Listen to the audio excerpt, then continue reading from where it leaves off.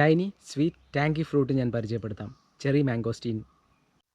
ഞാനിവനെ പുളിമധുരം എന്നാണ് വിളിക്കാറ്. കാരണം ഞാൻ പറയുന്നില്ല, അത് പേരിൽ തന്നെയുണ്ട്.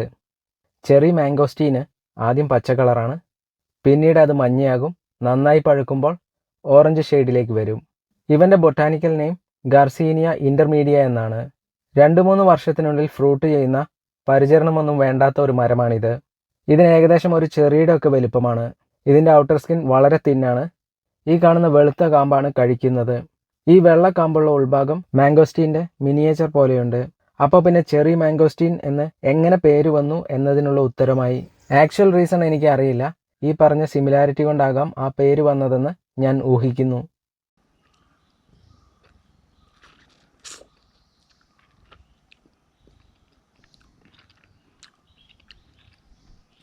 ഈ ഫ്രൂട്ട് വളരെ ചെറുതായതുകൊണ്ട് തന്നെ ഇതിൻ്റെ വൈറ്റ് ഫ്ലഷ് അധികമൊന്നുമില്ല, വളരെ കുറച്ചേ ഉള്ളൂ.